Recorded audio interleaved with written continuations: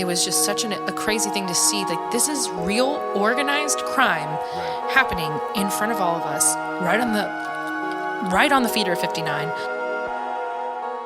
Hey, welcome to the Elijah Rising podcast, where we discuss the myths, misconceptions, and most asked questions about sex trafficking. And today, I'm so honored to be joined on the podcast by Sam Hernandez, Hello. Our mobilization director.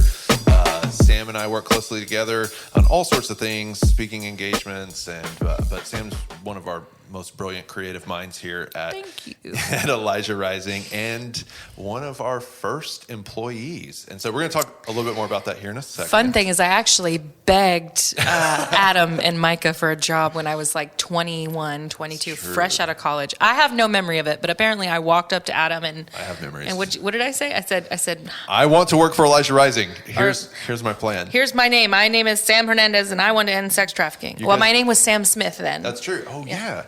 Okay. So on Long history. on today's episode of the podcast, this is the second part in a series where we're asking the question, how does sex trafficking work? And so on the previous episode, we discussed how it works specifically in the cantina model, but today we're going to talk about how it works in the brothel model, specifically illicit massage businesses. And so the reason why Sam is on the podcast to discuss this today is because this is really how Sam got into the work. Yeah, it's kind of my origin story of how I got into here, and then why I ended up begging Elijah Rising for a job. Yeah, that's right. So why don't we just dive in? Sam, how did you start doing brothel intervention? What did that look like? Absolutely. So I, like probably all of you sitting at home listening to this, I found out about sex trafficking, and the first response is outrage and and some of us, this responsibility, like I have to do something. Yeah, got to do it. Yeah. I thought that it was happening in other countries, specifically Southeast Asia, and I thought maybe I'm never going to be able to do anything. I'm not a lawyer. I'm not, all these things that I thought was like a prerequisite to really address this issue. Right. Then a friend went on a van tour. So I actually didn't go on a van tour. My first van tour was helping lead one. What? Where I took over while Beth was leading a tour, and I was like, "This is the thing. I know this." Myself, just being myself. And my friend took a van tour. Her name's Jen Fox. She's amazing. She has also amazing nail polish company called Death Valley Nails. She's a great person. So she told me about these brothels. She says they exist here. I saw them. Oh my gosh, do you want to go? And so it started out as like a team of 15 people who were like, yeah, let's get together and do outreach. And it ended up just being me and Jen. And every single week, about 2 to 3 times a week, me and her would go to Angela Day Spa, formerly known as 5818 Southwest Freeway, our original headquarters. That's right. And then Paradise Spa. And it was crazy because you have this idea that it's going to be this closed off, need a password, behind closed doors situation. It wasn't. I walked up. I remember the first day I went, I literally prayed that the door would be locked because I was so afraid. Nervous about going in. I was so afraid. I was so scared, but I had people behind me. So I was like, I have to show off that I'm like tough. I'm like strong and, So the door opens and I'm like, crap, I have to actually go inside. But you walk inside and I saw this. So specifically Paradise Spa was a place that was really close to my heart. That and Angela Spa. I walk in, it's this like circular like waiting room with an ATM, and they had some soft music and a couch and a tiny window. Cameras outside, side. They know everybody who's walking in. They saw us walking in. They see 2 girls, 20-year-old girls walking in, and they're not interested. We're not their clientele. Not the average clientele. No. Right. So they came out and, no, they didn't come out. We kept going. We would bring everything. We'd bring cookies. We'd bring coffee. We found out that they really enjoyed this specific group of women really enjoyed black coffee. So we'd bring carafes of coffee and we'd sit down and just wait for them to come out and have coffee with us. And it was very interesting because we went in the middle of the day. In the afternoon, there weren't a lot of customers there. If there were customers, we left them alone, or we would wait till the customers would leave, because they kind of drive up, go inside the waiting room, pick out which woman they want, go in the back, do that, come out and leave. Usually only took 15, 30 minutes. And over time, I learned that they were from Thailand. So I learned the most embarrassing small vocabulary of Thai. And they would laugh at me when I go, Sawati Dombai and Sawati Sabai di Mai. If there's anyone who speaks Thai out there, I'm so sorry. But they would laugh, and it was this little connection. Yeah. And eventually we got to the point where we would just sit and pray. Wow. And I would just beg the Holy Spirit. I would say, God, please just give me one word in English that they understand. And I'll never forget multiple times holding the hands of a woman in that place specifically and going, God, what's the word for this person? And every time, this one woman, I remember I said, I saw a baby. And I said, I would point up and I would say, God sees you like a child, like a baby. And she just began to weep. And then they would go bring out the women who were new or maybe brought from a different place. And they would say, hey, and I said like, hi, I'm like a person, like a spiritual person. And I like pray for you. I acted like a fortune. I saw it in a movie once where, yeah, I was like, I'm just praying to Jesus. Yeah. And the next person, I heard the word diamond. And I said, God sees you like a diamond, like a precious jewel. And she would again weep. So they began to bring us the women and say, and tell them in Thai, like, close your eyes. She's going to hold your hands. Wow. And of course, it was this confusing thing because I'm like, wait, I want to help you get out. Yeah. I didn't know how to do that. But it was these really special moments of just connection, giving them a moment to feel human, to feel seen. Yeah. And that's when I started going to Angela Day Spa as well.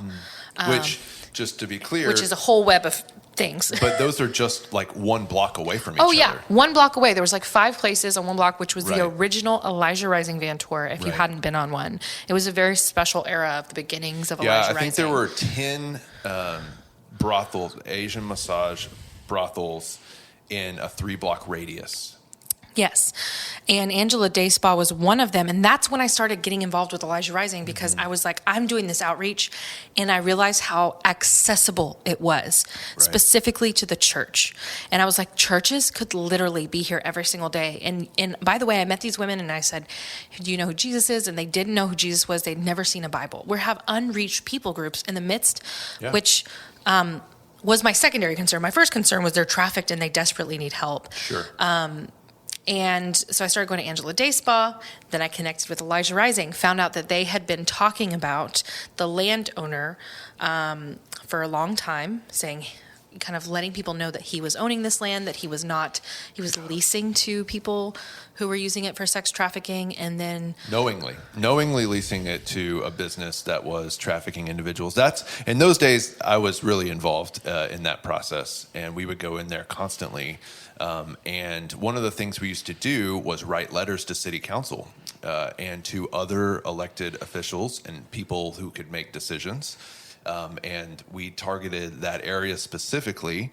Paradise was one of them, Jinza, 58, 18, all those different locations. And we met someone who knew the landlord of 5818 Southwest Freeway. And so we figured out who that person was. And then we started we contacted and said, hey, please stop. Do you know what's happening inside of your business? And he retaliated against us. Or at least he threatened to retaliate against us. No, he retaliated. He had a lawsuit. Did. Yeah, I guess he did file a lawsuit. Which, by the way, I hope that you know, as a 22-year-old who had just joined your staff, I was so disappointed that my name was not on the lawsuit. And I felt like less of a justice warrior. And that shows how immature and how little life I've lived. Well, as a 20-something-year-old, I was scared out of my mind. You had a wife and a child. Yeah, it was a different situation. Yeah, but you know what? The Lord really prevailed in that situation. And he stopped the lawsuit because he admitted it, that he was knowingly allowing a brothel to operate on his property. We presented him with the evidence, and he was caught in a lie. And then so he stopped the lawsuit. And then what did he do, Sam? You tell the rest of the story. Well, then he shut down the operation, which we were specifically Jen, but myself, we were already in kind of close connection with the women that were working at this. Right, because of the relationship building that you guys have been doing for a while. So Jen gets a text, hey, this place is getting shut down by our landlord. We're going to be at this bar tonight if you want to come spend time with us. Not suggesting that this is what any of you do. This is not what we do now. 100%. This is not what we do now. I only laugh because it was not wise, but I am grateful for the experience. So we get this text message. We go out to Sherlock's Pub on right by Highway 8 in Westheimer. Yeah. On Westheimer by Beltway 8. Yeah, Beltway 8. Where normal people go. And this man was with this group of 6 Thai women. and they were at a bar, and they were just hanging out at the bar. He was buying them drinks, and he was, when you look at someone and you just can feel like something is not right. This man, I could tell that he was just not a great person, not a trustworthy person. And he was very, very weary of why we were there. And there was also a 40-somethings Caucasian man with one of the women who was being trafficked on his lap. And he had insisted or communicated that he left his wife and family in a different state to come be with this woman, be a client of this person, this trafficked woman. And it was just a whole interest. So we were able to spend time and see kind of the way that they operated as a family, even in public. And there was people around, and I was like, nobody knows that this is a group of trafficked women, a lot of which, we kind of heard some of the stories about why they were there, and that they have children in other countries. We don't know the full reasoning of force, fraud, and coercion that happened, but it was not. Anyway, it was just such an interesting situation. I actually got a picture of that trafficker. I pretended to take a selfie of myself. I switched my camera around. Still, do not suggest these things. But it was just such a crazy thing to see. Like, this is real organized crime happening in front of all of us, right on the feeder of 59, down the street from my Baptist college. It was wild. Yeah. So, we've seen a lot of success in this work, and you coming on board really took Elijah Rising to the next level, I think, in terms of intervention, and you really brought some organization to the intervention and some vision and some strategy. So let's talk about just like specifics real quick. How exactly does the illicit massage business work? Like, okay, if a consumer pulls up in the parking lot, you've kind of talked about this a little bit in your story, but they walk in, what do they see? What does it look like? And how are the women managed? Yeah, and it's so what we mainly see, and a lot of you listening, if you have any background in understanding this, or just you're aware person in your community, you might have already seen it. So you have a storefront, usually in a easily rentable space. So those little office parks, like even the internal office park buildings, those little strip malls of where there's lots of little places. I don't know if strip mall is the right term, but where places are being rented out, doctors' offices, massage parlors, things like this. So then they usually have some sort of open sign, and maybe the only information is a phone number. Now they have gotten more complex, and they have looked more real. We've seen them as foot reflexology reflexology clinics. We've seen them as chiropractic offices, different things like that, especially to get around some licensing. But the more common stereotypical, and what we see a lot, is like a phone number and a door. And sometimes you walk up to the door, you try to open it. If you're not a male, the door is magnetically locked from the inside, or buzzed open. And even during we're in the middle of a global pandemic, quarantine's happening right now. They have remained open this entire time with just their open sign off. Customers call, they go and open the door for them when they enter, which is completely unsafe. But they don't care about the safety of the women that they're trafficking. But so you walk in, there's usually a small lobby. Not always, but sometimes there's an ATM. If there's an ATM in the lobby, that's like, this is absolutely a brothel. Like, this is an illicit massage business, absolutely. And then there's some kind of window or door that leads to the rest of the place. That is where they're negotiating, where they're seeing who the person is. It's also I think, a stop measure if there are any type of undercover police officers, things like that come in, where they can kind of create a barrier for the rest of the place so they can change, do some things. And then once they get to the window, a customer will either say, I've seen it a couple different ways. Sometimes they say, I want, 30 minutes, 45 minutes, an hour, and those are all different sex acts. Then they will pick a woman, whoever's there, take them back to the room and negotiate. Either sometimes they'll do a massage and then negotiate a sex act there. And then even further, many of the men will expect to negotiate a no condom deal. And online on the forums, they usually share that information. It's around usually $15 to $50 to include a no condom experience, which if you're meeting a quota for a trafficker, maybe you take that risk to make more money. Absolutely. And then that's it. That's how it works. And some of the women I've been inside of some of these illicit massage businesses or brothels, and where you see that they're sleeping in the back room. You see suitcases, or there's some where you see them being transported throughout the day. Neighbors will say, I see them coming and going, even as so much as doing out calls. Yeah. Okay, well, we're going to take a break in the podcast at this point. When we come back, we're just going to keep discussing kind of the way that we do intervention and some more stories about the illicit massage businesses. So see you in a minute. Hey, everybody. I hope you are enjoying today's episode of the Elijah Rising podcast. Right now, I'm standing in the Elijah Rising store that sells goods that empower survivors of sex trafficking. All the items in this shop, the purchases support the employment as well as the restoration of women that are in our program. So please come visit us at 11th and Studewood or online at shop.elijahrising.org. And today, on your first purchase, we're going to offer you $10 off if you shop online using code PODCAST. Hey, welcome back to the Elijah Rising podcast. So we're talking about the illicit massage business trade and the way that sex trafficking plays out in that business model in particular. And so we've really discussed the ins and outs, how it works, how it functions, how you first started getting into this work. But let's talk about solutions, though. Let's talk about how we, how the average, earlier you said, I realize that this is a way for the church to get involved. I realize that this is a way for people to make a difference, to do something active. So what does that look like? If somebody's listening, if somebody's watching this saying, hey, man, I want to make a difference in this specific way that trafficking is taking place, what do they do, Sam?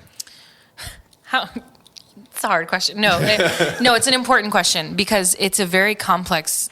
It's kind of like, I can't remember who said it. It's Einstein's like, the more that you find out, the more that your circumference of knowledge goes, the more that you see that you know so little. Don't know anything. Really peeling back the layers of this thing, realizing when Backpage still existed, we would even see that some places were posting for 5 different locations, and you understand that there's a web of connectivity. There's a lot of moving pieces for the way that at the end of the day, it's organized crime. But there have been very many effective ways that we've addressed this issue. And we cannot, I must stress, we cannot just address it in one realm and in one way because we need to surround the issue specifically with illicit massage businesses. So one thing that we found very simple, very effective, is to use landowners. All of these places are being leased out. And so if landowners, if realtors, commercial property managers would have a zero tolerance policy for places that were selling sex, and almost all of them are connected with sex trafficking, would just kick them out. You have the right within lease law to cut the lease if they're operating an illegal business on your property, especially if it's like a residential property. That happens in rental homes as well. Yeah, so that whole area that we talked about at the beginning of the podcast, what we used to call the 5806 area, where there are 10 brothels, 3 blocks, how many brothels are still operating? 1. And so how did that happen? Well, a lot of things, but operating with landowners, praying, and just like literally embracing the kingdom of God and releasing it into a region, which takes time. But connecting with landowners, connecting with the community outcry is so important. So critical. So important. Have you ever met an angry mother that wants a stop sign on her street corner? Like, it's a beautiful thing what you can accomplish with some voices, loud voices, passionate voices. So you and your community can say, this place is selling sex. We can tell, here's the reasons. And Elijah Rising has assisted many people in gathering that evidence to take to their local communities, their HOAs, whatever that means, whoever is in your area, and you can get it shut down that way. And people say, well, it's just going to pop up somewhere else. But it's making it more difficult. And so if all of our communities, we empower all the communities of all sides to stand up and say, not here, it's not going to happen. It's a good way that we can do that. Then we also have an amazing program coming out of Love People Not Pixels called How to Shut Down a Brothel, which, I'm just kind of throwing out information at you. They're giving you a step-by-step guide, partnership, and even their expertise and their voice in getting that done. Yeah. Episode 2 of the Elijah Rising podcast is an interview with Joe Madison, the director of Love People Not Pixels, and he talks more about how to shut down a brothel there. But you can also just visit their website and find out more about it. So just a little plug for them. We love you guys. We love you, Joe. And they really are. They are shutting down brothels at the like the legislative level, the community level, the city council level, wherever, whoever has the power to influence that. And he started by taking Elijah Rising Van Tour, and he got aware. But the most important thing that you must do is when people see how easily it is to access women who've been trafficked, like they're right there, they're not hidden, they're not locked away. There tends to be a lot of judgment of women who've been trafficked. They say, well, why don't they just leave? They obviously aren't in that bad of shape. It's not that bad of a situation if they're not, desperate to get out. Or why don't Elijah Rising, why don't we just get them out and take them? Just take them if we know where they are. And that is something that I had to walk through. Yeah. I found myself frustrated. I found myself hopeless, feeling like I see these women week after week and I don't know how to leave. There's a huge, obviously, cultural barrier for me personally because most of the women that we're seeing speak Mandarin, they're speaking Korean or Thai, and I can't connect. I mean, I might be able to say a few words, but I really can't connect culturally and with language. Sure. But what I realized was that looking at the Gospels and the way that the Lord loves people, that I encountered this need of like, rescue culture sometimes is about us being okay. When you see a problem that you're not connected to the human suffering and the reality of that problem, you want to solve that problem. But these are people, these are humans, and these are complex issues. And just because of money, influence, and effort, we can't just walk in and decide that we're going to end a global and like complicated issue in a moment. But we can sow in the most precious thing, which is our love, our compassion, and our empathy. And I think we really, especially people who are Christians, when you spend these time, we had these coffees and these moments, we got to experience really what's sharing in the suffering of the Lord, going home every night and knowing that she was still being trafficked. And do I want to go back and face again the hardship of what she was going through? Not that it's even that big of a deal for me, but it was still painful. Right. And that going back and the reality, like actually facing and processing the reality of human pain in the midst of a good God. It's a difficult thing, but I've seen it be done so well. Jen Fisher, she's one of our amazing volunteers. And I almost feel weird calling her a volunteer. She's an abolitionist. She's a leader in the movement. She's amazing. Who speaks Mandarin. And we have videos of her in the middle of these illicit massage businesses, just like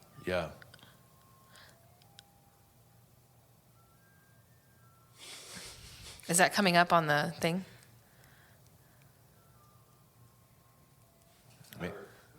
Okay. It makes me want to get an ice cream. I know. I'm like, can we chase that down? No. Jen Fisher. Ready? Yeah. Break. We have these videos of her inside of illicit massage businesses in the back actually leading Bible study. And there's this one video we can't share because we want to protect the identity of this woman, but where this woman's reading 1 John in Mandarin, and she's experiencing the truth of the gospel. She hasn't left that situation, but she's hearing about the love of God from someone who loves her, sharing a meal on break in between being trafficked.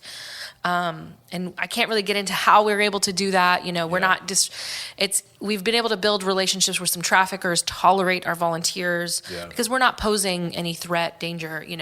We go as a blessing when we go to anyone. We act kind and nice to anyone who we see. I've been in some of these establishments with Jen on intervention, and because she speaks Mandarin and fluently, excellently, she's always complimented on like, your Mandarin is so amazing. They will tell her like, whoa. She's able to connect at this personal level. And so one way that you can get involved is if you speak Mandarin, Thai, Korean, we need you. We desperately need you. We want your help. But one thing that stands out to me about that is she sees individual human beings in those brothels. I think it's so easy sometimes for us in this work, especially for us who are on staff. I mean, we are faced with this every single day. But even for some people who might just be casual observers of the work to end trafficking, or just maybe you've not been on intervention yet, or you care about the issue, but you're just at a different exposure level. is I think the conversation, because we keep having it, can easily make us think that we just overgeneralize the population. We overgeneralize all those who are being trafficked as just those people who are being trafficked. But time and time again, I'm reminded, and you're reminding me of this right now, Sam. Time and time again, I'm reminded, like, no, these are individual human beings, each very uniquely made in the image of God, with their own backstory, their own circumstances, their own trauma, their own history, their own past, their own hopes, their own futures, their own culture, their own background. It's just so like. And so I just want to reiterate here again that it's like what we're talking about is a big global issue. It is a macro issue, but where the real breakthrough happens is in the micro one-on-one relationships that you're talking about. Taking hot coffee and sitting on a couch with an individual woman and maybe only knowing 2 words in her heart language and just trying to connect. Yeah. And we've been critiqued. I've done trainings because my whole bit was like, I need the church to leave the church and be inside of strip clubs, brothels, and other illicit places. Right. Like Jesus, you know? Like Jesus. And not everybody's called to that. I get it. Some people are faithful givers. Some people are this way, that way. Like, I don't judge Everybody anymore. has a role to play. Yeah. And I used to be like, oh my God, everybody, but realizing that we're all parts of the body, right? Right. And people critique, they said, well, if you're just going to go and if I'm just supposed to go and talk to this woman, like, I'm not ending sex trafficking. And there's some important place of hunger left in that person who wants justice, because we have to burn the candle at both ends. We have to address the macro issues of sex trafficking legislation, the underlying issues of long-term misogyny, racism, poverty, awareness, those things. And then we have to go after the one like Christ. Mm-hmm. And we have to pray to God that he brings down the principalities and structures and brings the kingdom and revival to send the people. So this issue, we never want to overgeneralize it. You're absolutely right to say like, well, this is the solution. This is the thing. This is the only piece. But instead be like, who are you? Yeah. Who are you in the body of Christ with your giftings, with your specific, like, I think that harassment is a spiritual gift for some of the people that go and advocate for these bills, and they call their representatives and they call their local authorities. They call the churches. They say, we need to talk about that. Is a spiritual gift. Like, God bless you for you being like, cry aloud, spare not. Like, that is important. And then there's people who are so pastoral, like, who are each of us in the face of this evil. And I think that's how we address it. And so that's kind of a big issue, not really focusing on how sex trafficking works, but it's the solution question, right? I mean, it's like, this is how it's ended. It's ended at big scale levels, but also at one human face, life being one person at a time. Exits only occur one person at a time. Right? Yeah. It's only one phone call at a time, one transportation at a time. Mm-hmm. And so it's so critical to just remember that what we do on intervention, the reason why we do intervention is to make that relational connection and to say, hey, do you need help? Yeah. And can I pray for you? Yeah. And to learn, and we're learning all the time. I did a lot of intervention in the beginning, but honestly, I tell every intervention leader who really rises up and I see like, man, you're really good at this, or you're really gifted. Mm-hmm. I say, look, take my rule book and throw it out, other than like the really important safety things, the legal things of like, this is how we do this, this, and this. But other than that, like the way that we go in, the way that we talk, because we're always learning. For example, like we used to take like little scriptures into the massage parlor or illicit massage business that had the number 4 in them. Mm-hmm. And we realized that the 4 in Mandarin characters means death. And that was literally, and we had little black gift bags, which that color meant death. And so it was no cultural understanding. So, I mean, now we take a lot of red with us. We take a lot of red. Good luck. We've never used the letter 4. And we listen to people who understand their culture, their background, and let them, in as much as possible, find people who understand and let them take the lead. Because, there's a lot we could say there, but it's just important to like always be like, Lord, how can we make it better? How can we do this more efficiently with that like attention to the one? Yeah. Because the sex industry is constantly changing, it is constantly evolving, and we have to be flexible, movable. And that's why I think it's going to keep our ministry going as far as the outreach, the intervention, the ground level frontline work that we're known for. Yeah, absolutely. So, if you're looking for a way to get involved, if you've been impacted by this episode or by other episodes, I'm feeling that I should just recommend take a van tour. We are currently recording in the midst of a global pandemic, and van tours aren't operating at this moment of recording, but you might be listening in 6 months from now and a year from now. And at that point, hopefully, we will have van tours operating and intervention operating normally again. So I want to encourage you to take an awareness van tour through Elijah Rising, through our website, and go on the website and sign up for one, because it's going to continue this conversation, and you'll see maybe in your own neighborhood what this looks like and where it's occurring, and get a little bit more education and awareness about the issue as a whole. And then also intervention, like join us for outreach. And you can go to the website to sign up for that as well. We do intervention and outreach all over the city. Every Friday night, all over the greater Houston area in different places. So join us. Also, I want to mention the Museum of Modern Day Slavery. There's a couple of installments actually about how this specific model works with the illicit massage businesses, and some of the history of the locations Sam has been discussing. We have there's pictures story inside that I took while doing, afterwards. When those places were raided. So visit the museum, and then also I just point you to our website. You want to say one more thing? I just wanted to say, that's a really great shirt that you're wearing. What does it say? It says, "Strong men support strong women." I'm really excited about this shirt. I put this shirt on and I said, I think this might be my new favorite t-shirt. And so if you're just listening to the podcast, you should definitely go to YouTube and check it out, because you can see it. There it is. And you can buy it today at shop.elijahrising.org. There it is. Visit our store, visit online, buy online, also candles, etc., all sorts of good stuff. We have lots of great stuff. Just know that our goods are made by women, but for all. We have great men's products, dad products, friend products, mom products, everything. Kids products. We have kids teas. All sorts of good stuff. So to support the employment of women who've survived human trafficking. So, thanks for watching. Thanks for listening. Follow us on social media. Share, subscribe to the podcast, and send us your feedback. What do you want to know? What do you want us to talk about? Who do you want to see on the podcast? What questions do you have? Comment, let us know, give us feedback. Follow us on social media. Do all the things. We love you. Thanks for listening and watching, and we'll see you on the next episode of the Elijah Rising podcast.